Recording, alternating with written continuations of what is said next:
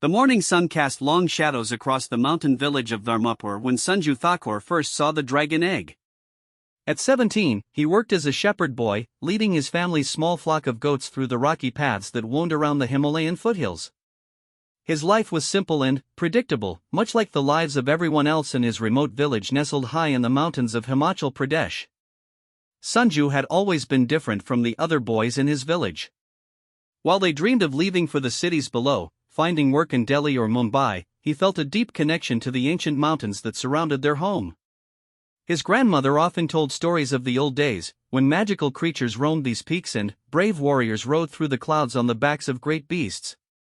The other villagers dismissed these tales as folklore, but Sanju listened with wonder and believed every word.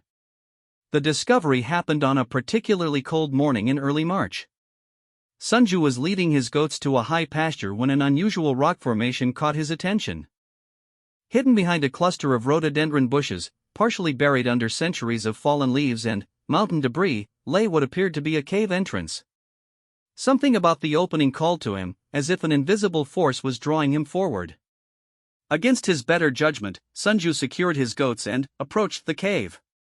The entrance was narrow, barely wide enough for a person to squeeze through, but beyond it opened into a larger chamber.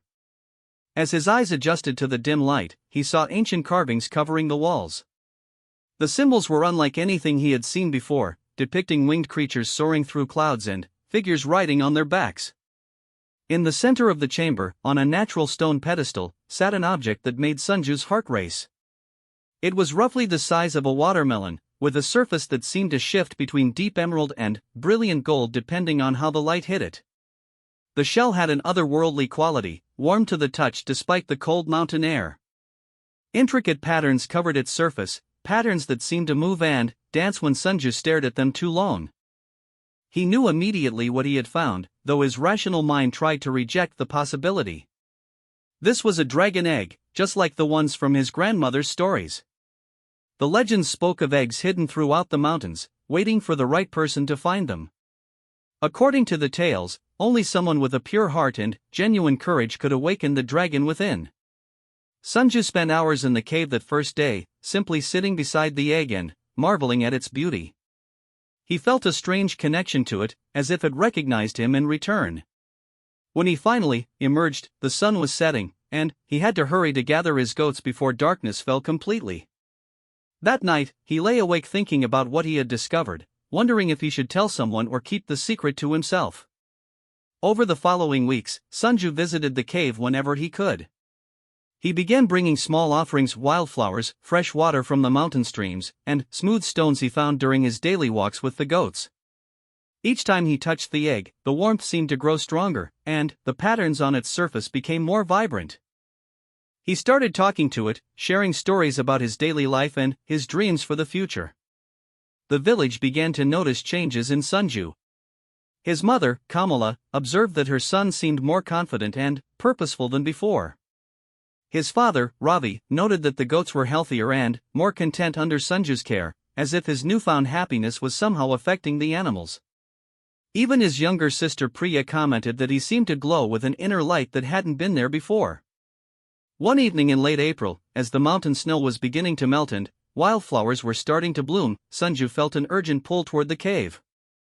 The sensation was stronger than anything he had experienced before, as if the egg was calling to him across the miles. He told his parents he was checking on a goat that had wandered off, then rushed through the darkening forest toward his secret sanctuary. When he entered the cave, the egg was glowing with a soft, pulsing light that illuminated the entire chamber. The ancient carvings on the walls seemed to come alive in the flickering radiance, depicting scenes of dragon riders soaring through storms and battling dark forces. The air hummed with energy, and Sanju could feel his hair standing on end from the mystical power emanating from the egg. As he approached, the egg began to crack. Fine lines appeared across its surface, spreading outward like a delicate spider web. The glow intensified, filling the cave with warm golden light. Sanju knelt beside the pedestal, his hands trembling as he reached out to touch the shell. The moment his fingers made contact, the cracks widened, and a sound like distant thunder echoed through the chamber. The hatching took several hours. Sanju remained by the egg throughout the night, watching in amazement as the tiny dragon inside worked to break free. First, a small talon appeared through one of the cracks, followed by a glimpse of emerald scales that sparkled like precious gems. The dragon's efforts were accompanied by soft chirping sounds that reminded Sanju of birdsong, but with an underlying power that spoke of the magnificent creature this baby would one day become. When the dragon finally emerged, Sanju gasped in wonder. Though small enough to fit in his cupped hands, the creature was perfectly formed and breathtakingly beautiful. Its scales shifted between shades of green and gold, and its eyes held an intelligence that seemed almost human. Delicate wings, currently folded against its back, promised future grace and power. The dragon looked up at Sanju with what could only be described as recognition and affection. The bond between them formed instantly and completely. Sanju felt the dragon's emotions as if they were his own curiosity about this new world, hunger for its first meal, and an overwhelming sense of rightness about finding its destined companion. In return, the dragon seemed to understand Sanju's wonder and joy at witnessing this miracle. They communicated without words, through shared feelings and instinctive understanding.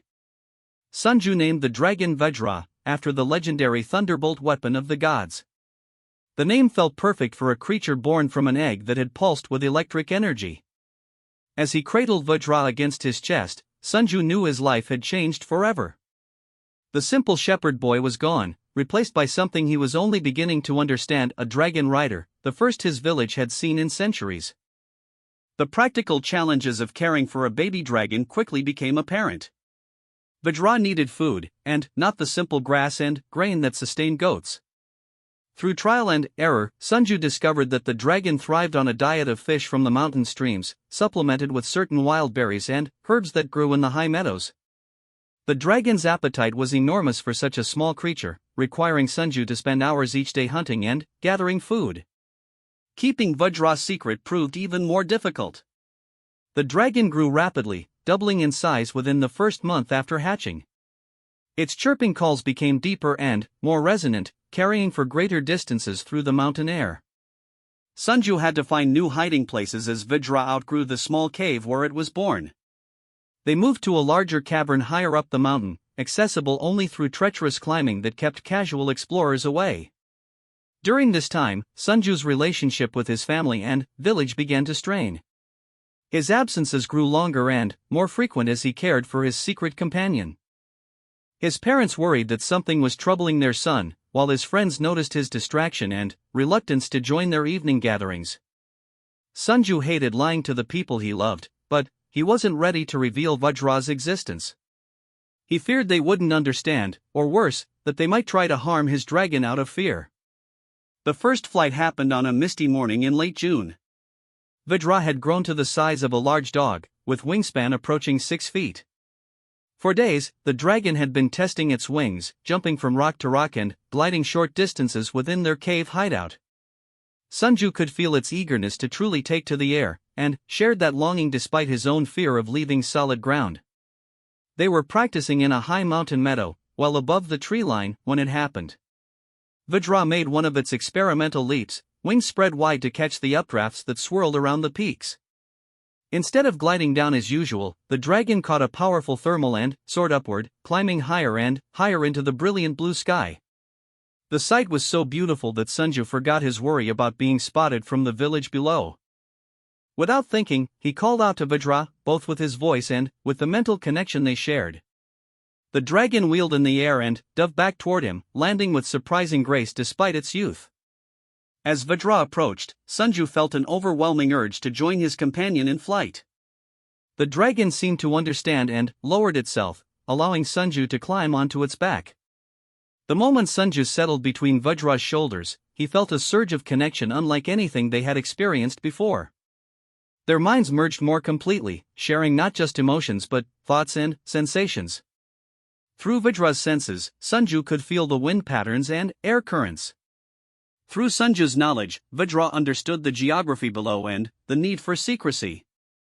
Their first flight together lasted only a few minutes, a careful circuit around the high peaks where no human eyes could spot them. But those minutes transformed both rider and dragon.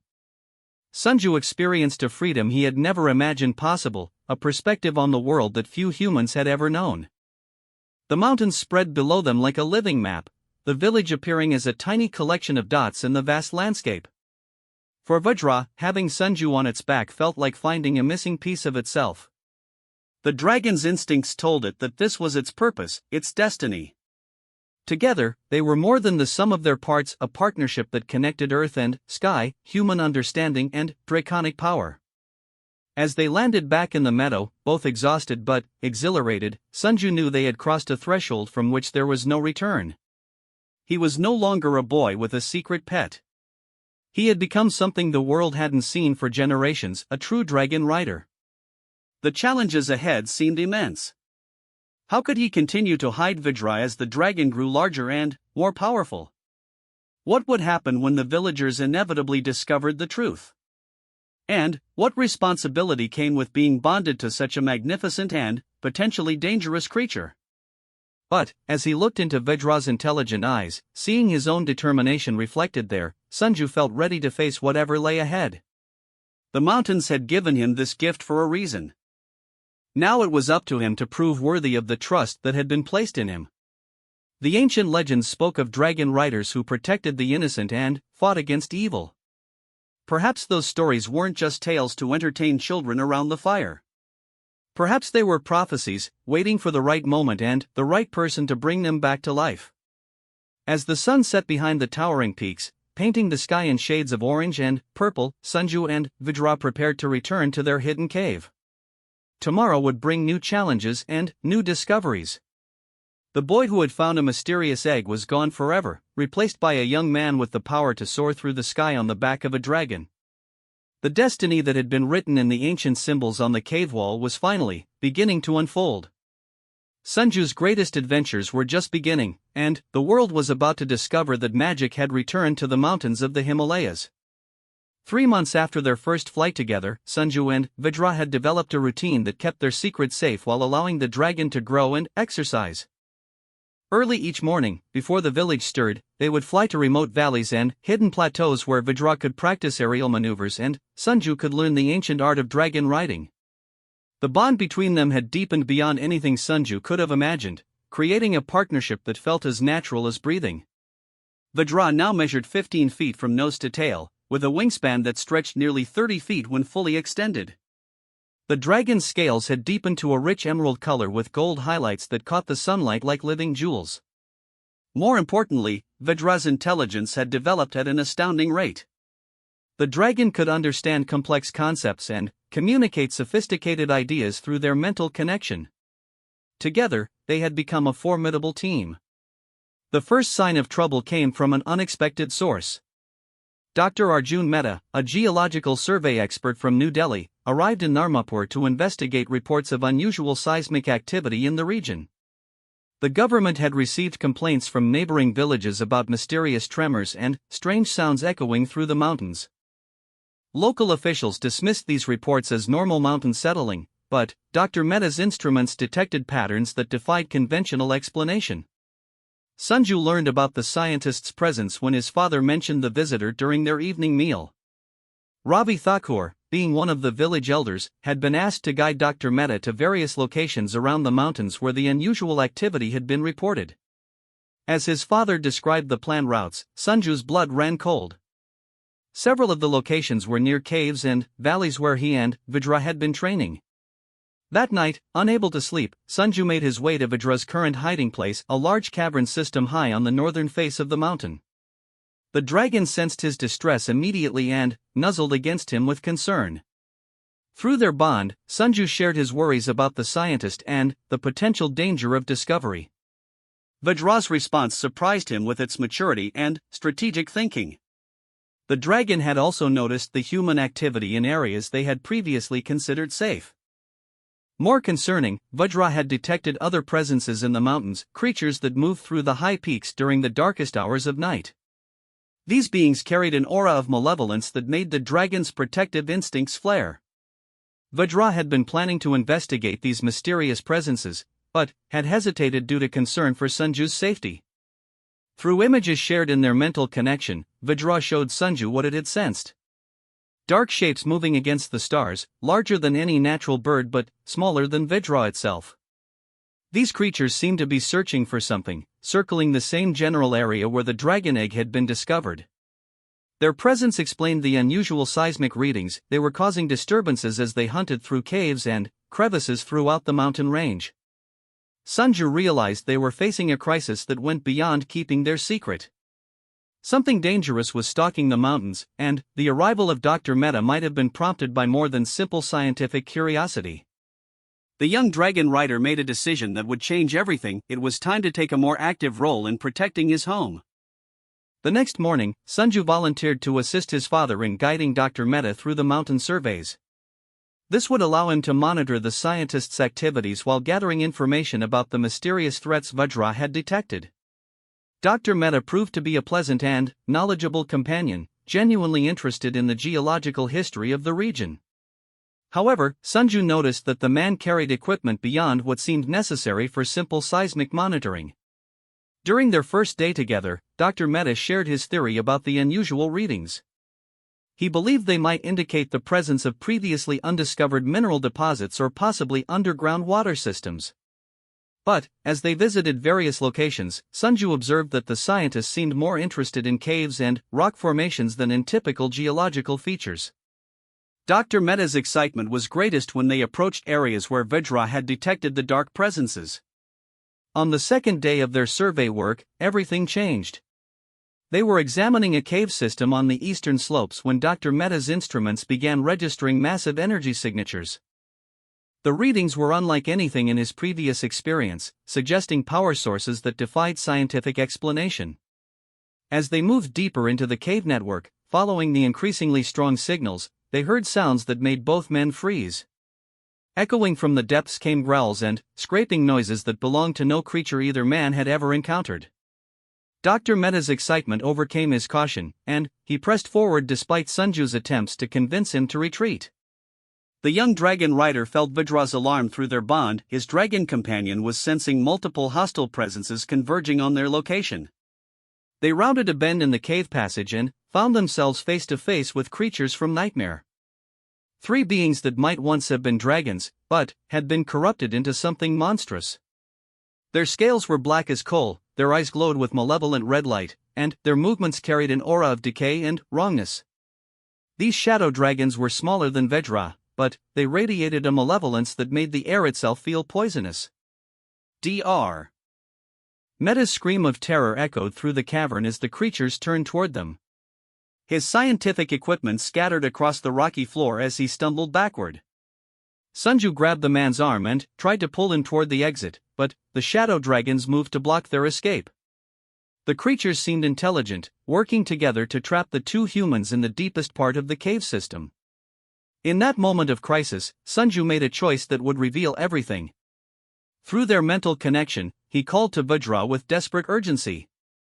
His dragon companion had been circling high above the mountain, staying hidden while monitoring the situation below. Now, receiving Sanju's call for help, Vajra abandoned all caution and dove toward the cave entrance. The arrival of a true dragon in the cavern was like the collision of two opposing forces. Vajra's presence filled the space with brilliant golden light that drove back the shadows clinging to the corrupted creatures. The contrast was immediate and stark. Where the shadow dragons brought fear and decay, Vajra radiated life and hope. Dr. Mehta's terror transformed into awe as he witnessed the magnificent creature that had come to their rescue. The battle that followed was brief but intense. Vajra's superior size and the purity of its draconic nature gave it significant advantages over the corrupted beings. However, the shadow dragons fought with desperate cunning, using the confined space and their knowledge of the cave system to their advantage. They breathed clouds of toxic gas that forced Vajra to be careful about using its own fire breath near the trapped humans. Sanju found himself in the impossible position of trying to coordinate his dragon's attacks while protecting Dr. Mehta and staying out of the way himself. The mental connection he shared with Vajra proved invaluable, allowing them to work together with precision despite the chaos around them. When one shadow dragon tried to flank around behind the true dragon, Sanju's warning allowed Vajra to spin and catch the attacker with a devastating tail strike. The corrupted creatures were driven back deeper into the cave system, but not before one of them spoke in a voice like grinding stone. It promised that more of their kind were coming, that they had been searching for the pure one and, now they had found it. The shadow dragon's words carried implications that chilled Sanju's blood. Vajra was apparently the target of some larger threat, and their enemies were more intelligent and organized than anyone had realized. In the aftermath of the confrontation, Dr. Mehta sat in stunned silence as Sanju tried to explain what had just happened. The scientist's worldview had been shattered in a matter of minutes, forcing him to confront the reality that magic existed and ancient legends were more than just stories. Vajra remained alert, scanning the cave system for any sign that the shadow dragons might return, while also watching the human stranger with protective concern. Sanju made another crucial decision. He chose to trust Dr. Mehta with the truth. Over the following hours, as they made their way back to the village, he shared the story of finding Vajra's egg and their growing partnership. He explained about the ancient carvings in the original cave and the legends his grandmother had told him about dragon riders who once protected these mountains. Dr. Mehta listened with the careful attention of a trained scientist, asking detailed questions and seeking to understand the implications of what he had witnessed. Far from being skeptical, his own experiences had prepared him to accept extraordinary possibilities. He revealed that his true mission in the region went beyond simple geological surveys. He was part of a government task force investigating unusual phenomena across India's mountain regions. The scientist explained that similar disturbances had been reported from the Himalayas to the Western Ghats, always in remote areas with long histories of supernatural legends. Ancient texts from various cultures spoke of great evils that had been imprisoned in the earth centuries ago, sealed away by heroes riding magnificent creatures through the skies. Recent seismic activity suggested that these seals might be weakening, allowing dark forces to escape their ancient prisons. Sanju began to understand the magnitude of what he and Vajra had stumbled into. They weren't just a boy and his dragon seeking adventure in the mountains. They were potentially the first line of defense against ancient evils that threatened to return to the world. The shadow dragons they had encountered were likely scouts or advance forces, testing the strength of whatever barriers still held back greater threats.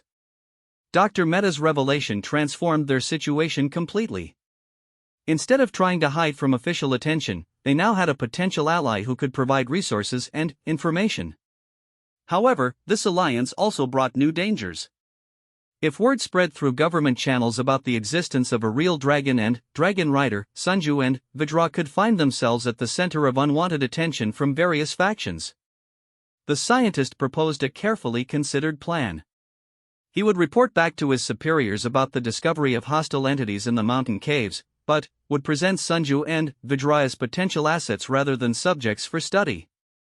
Dr. Mehta argued that traditional military forces would be inadequate against supernatural threats, making the Dragon Rider partnership invaluable for national security. Over the following days, Dr. Mehta worked with Sanju to develop protocols for communication and coordination.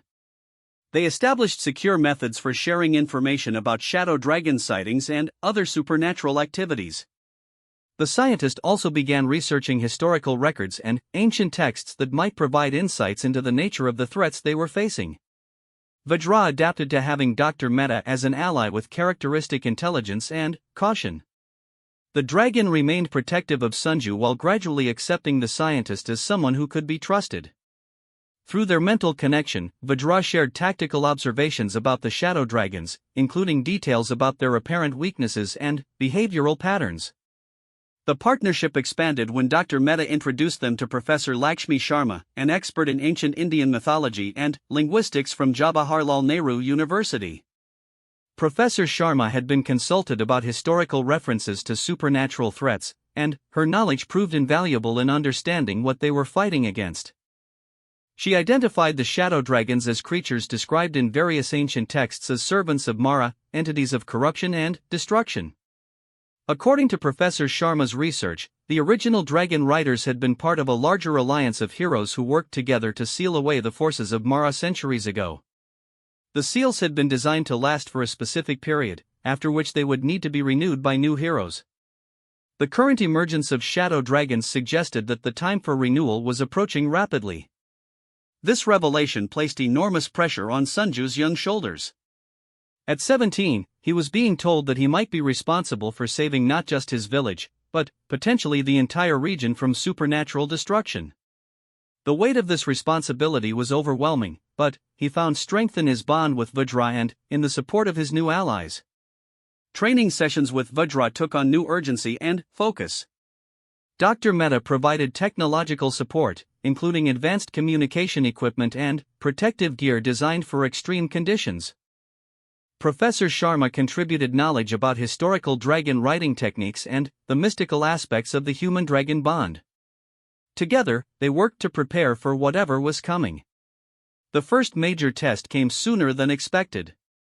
A group of shadow dragons, larger and more aggressive than the scouts they had previously encountered, attacked a remote village on the far side of the mountain range. The assault happened at night, leaving destruction and terror in its wake. By the time reports reached Dr. Mehta through official channels, the creatures had vanished back into the high peaks. Sanju and Vajra arrived at the attacked village within hours of receiving word about the incident. The damage was extensive. Buildings had been burned or torn apart, livestock had been killed or driven off, and several villagers had suffered injuries from the creature's toxic breath. Most disturbing of all, the shadow dragons had seemed to be searching for something specific, systematically investigating every building and cave in the area. Working with the local survivors, Sanju pieced together a pattern to the attack.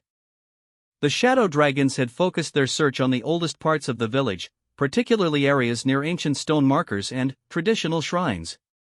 Professor Sharma's analysis suggested they were looking for fragments of the original sealing magic, perhaps attempting to locate and destroy the remaining barriers that kept greater evils imprisoned.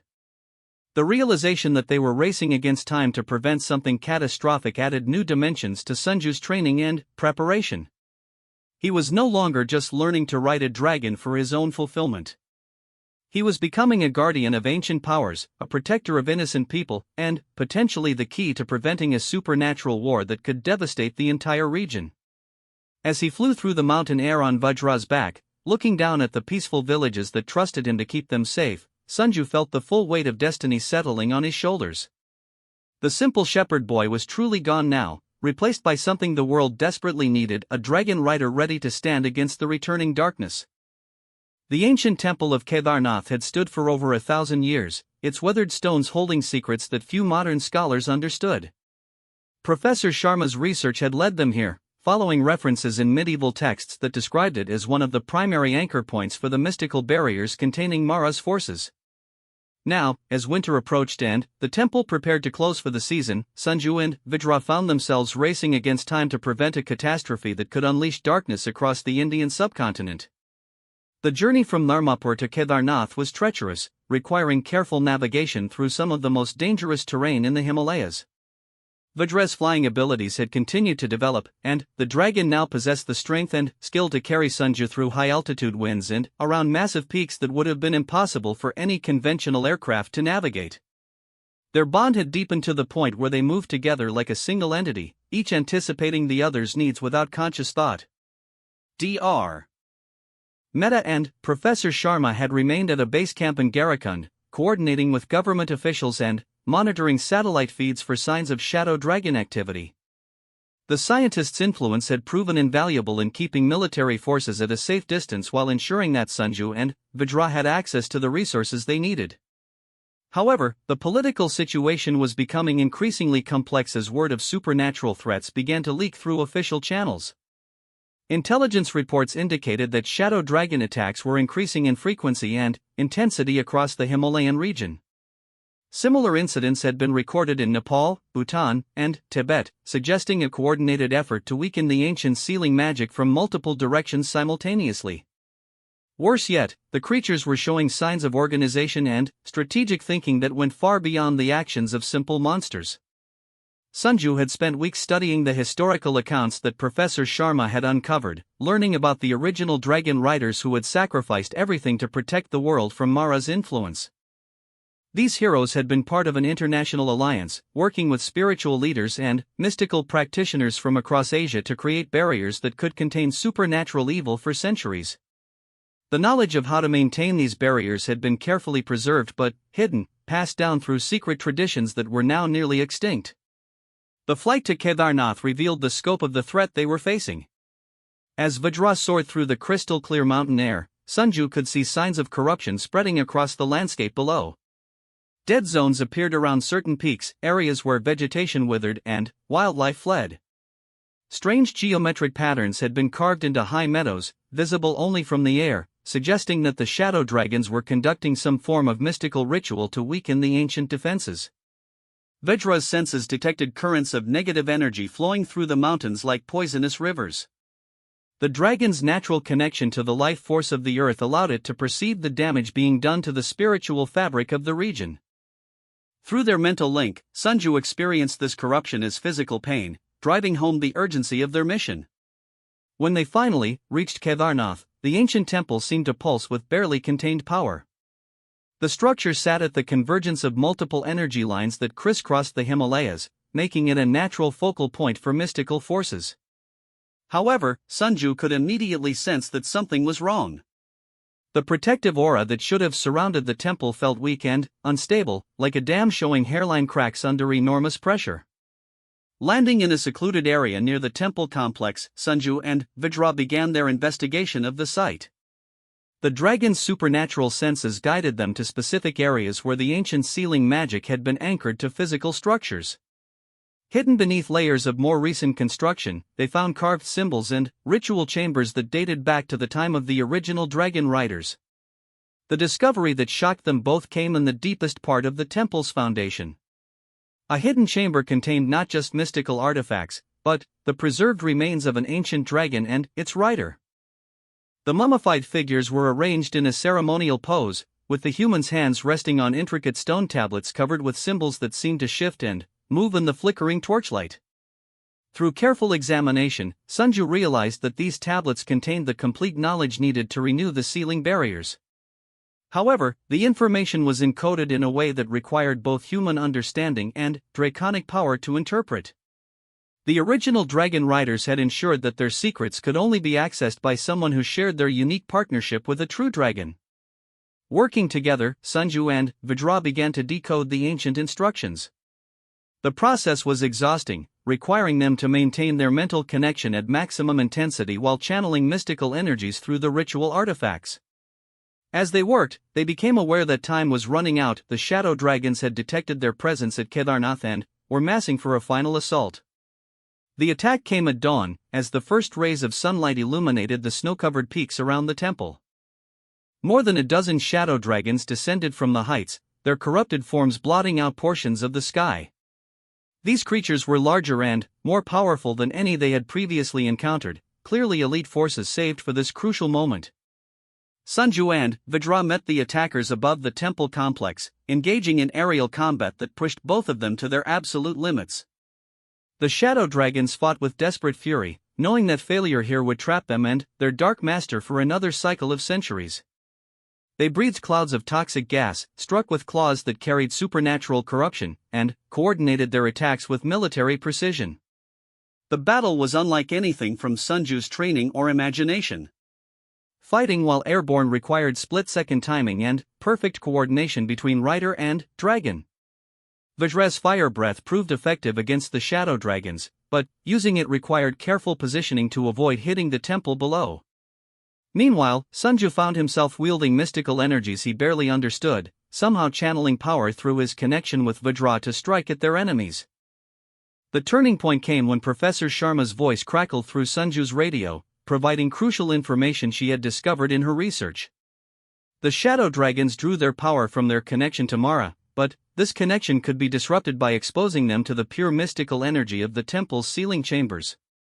If Sanju and Vajra could lure their enemies into the heart of the temple complex, the ancient barriers might be able to destroy the corrupted creatures.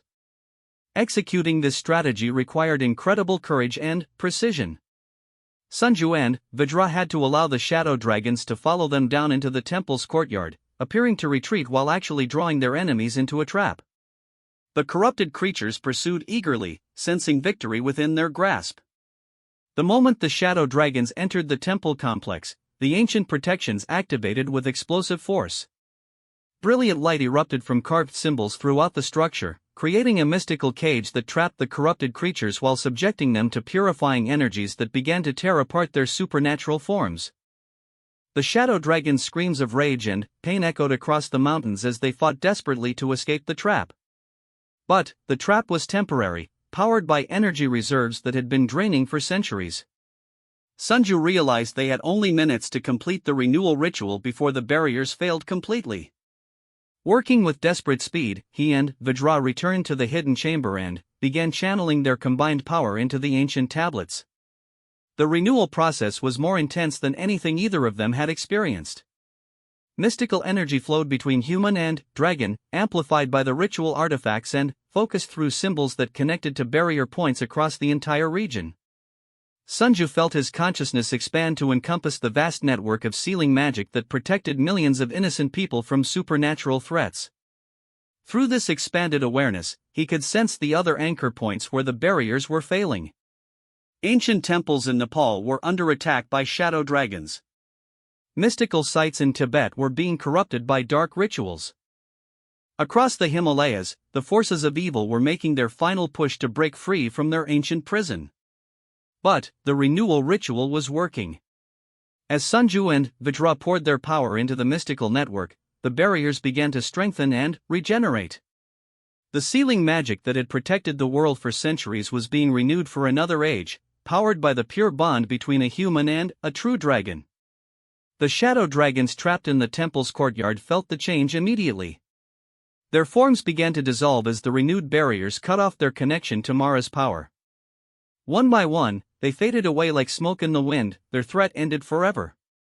Across the region, other corrupted creatures suffered the same fate as the mystical network regained its full strength. The completion of the ritual left Sanju and Vajra exhausted but triumphant. They had succeeded where failure would have meant catastrophe for millions. The ancient barriers were stronger now than they had been for centuries, ensuring that the forces of Mara would remain sealed away for generations to come. In the weeks that followed, life began to return to normal throughout the region. The dead zones where corruption had spread began to heal, with vegetation returning and wildlife cautiously reclaiming abandoned territories.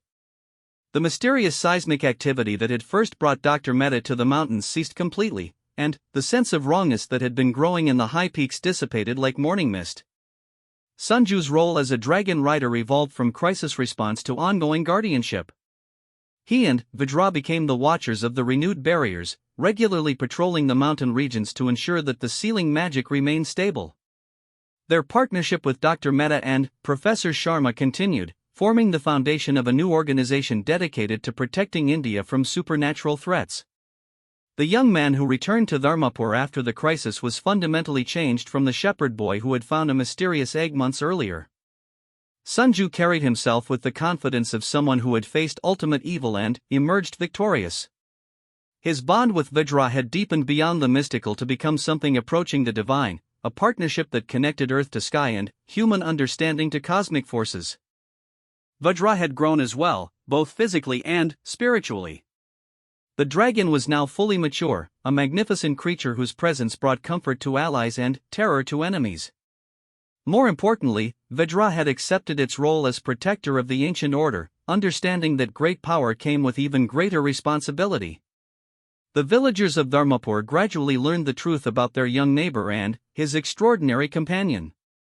Initial fear and disbelief gave way to pride and wonder as they realized that their mountain home had produced a hero of legendary proportions. Sanju's family, particularly his grandmother, felt vindicated in their faith that the old stories contained more truth than anyone had dared believe. Dr. Mehta's official reports carefully balanced the need for security with respect for Sanju's privacy. The existence of dragon riders was acknowledged within certain government circles, but the information was classified at the highest levels to prevent unwanted attention. Resources were quietly allocated to support Sanju's activities and to monitor for signs of future supernatural threats. Professor Sharma continued her research into ancient traditions and mystical practices, working to recover knowledge that had been nearly lost to the modern world. Her efforts helped establish training programs for future guardians, ensuring that the wisdom of the dragon riders would not be forgotten again. The template complex at Kedarnath was quietly reinforced and protected, becoming the headquarters for ongoing monitoring of the mystical barrier network. Sanju and Vajra made regular visits to the site, maintaining their connection to the ancient powers and watching for any signs that the barriers might be weakening. As Sanju soared through the crystal-clear air above his beloved mountains, with Vidra's powerful wings carrying them both toward whatever challenges lay ahead, he reflected on the journey that had brought him to this point. The simple life of a shepherd boy seemed like something from another person's existence, replaced by a destiny that connected him to forces beyond human understanding. The legends his grandmother had shared around the evening fire had proven to be more than mere stories. They were prophecies, instruction manuals, and inspiration for a new generation of heroes. The dragon riders of old had passed the torch to those who would come after, trusting that when the time was right, new partnerships would emerge to protect the innocent from ancient evils. Looking down at the peaceful villages scattered throughout the valleys below, Sanju felt the weight of responsibility balanced by the joy of fulfillment. He had found his purpose in life, and that purpose was larger than anything he could have imagined during his days tending goats on mountain slopes.